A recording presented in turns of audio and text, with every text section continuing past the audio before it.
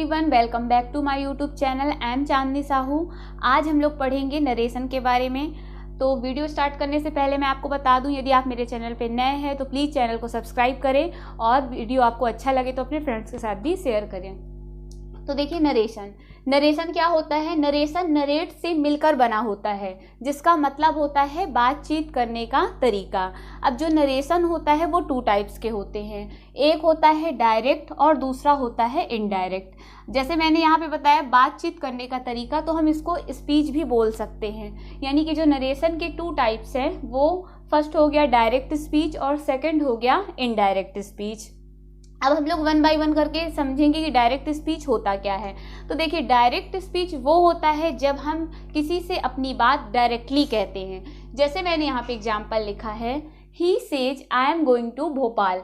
उसने कहा कि मैं भोपाल जा रहा हूँ। तो ये जो व्यक्ति है, जो भी है यहाँ पे अपनी बात डायरेक्ट कह रहा है, तो ये इस तरह का जो सेंटेंस है वो आएगा डायरेक्ट स्पीच में। अब वहीं यदि मैं आपसे इनडायरेक्ट की बात करूँ तो he says that he is going to Bhopal. तो वह कह रहा है कि वह भोपाल जा रहा है। मतलब देखिए, यहाँ पे इसमें समझने वाली बात है, इसमें आपको थोड़ा सा ध्यान देना है। यहाँ पे वह कह रहा है कि मैं भोपाल जा रहा हूँ। और इनडायरेक्ट नरेशन वो होता है जब ये पर्सन अपनी बात किसी थर्ड पर्सन को बताता है। यानी कि he says that he is going to Bhopal, वह बोल रहा है कि वह भोपाल जा रहा है, तो वहाँ पे इनडायरेक्ट नरेशन होता है।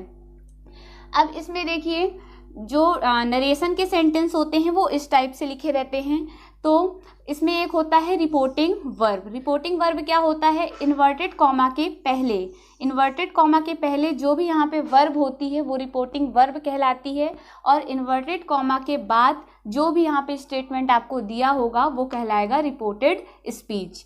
और आपको ये ध्यान रखना है कि डायरेक्ट नरेशन जब भी आप बताओगे तो इसको हमेशा इन्वर्टेड कॉमा पे लिखोगे, और जब हम लोग डायरेक्ट से इनडायरेक्ट में चेंज करेंगे तो इन्वर्टेड कॉमा हट जाता है और इन्वर्टेड कॉमा के स्थान पे यहाँ पे दैट का यूज किया जाता है। अब देखिए, यहाँ पे कुछ और रूल है इम्पॉर्टेंट।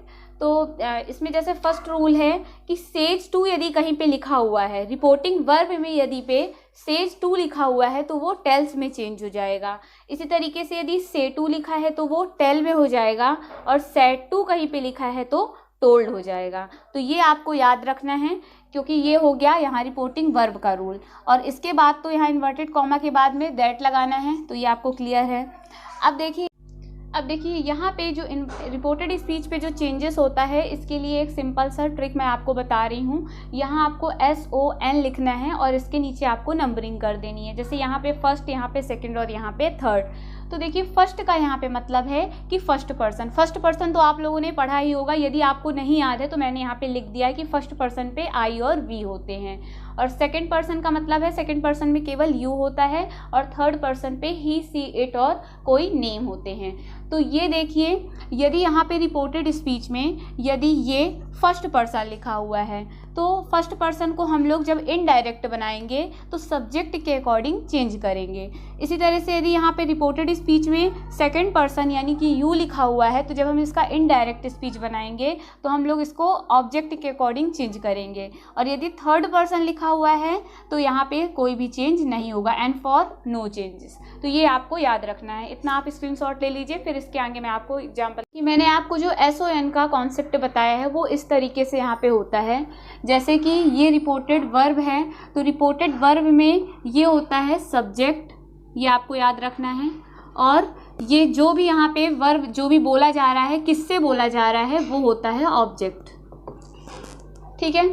तो जो मैंने आपको यहाँ पे बताया था SON मतलब सब्जेक्ट में चेंज होगा, O फॉर ऑब्जेक्ट में चेंज होगा, और N फॉर किसी पे भी चेंज नहीं होगा। तो ये जो सब्जेक्ट ऑब्जेक्ट है ये आपको याद रखना है। ये हम यहाँ पे बात कर रहे हैं, ना कि रिपोर्टेड स्पीच के अंदर की बात हो रही है।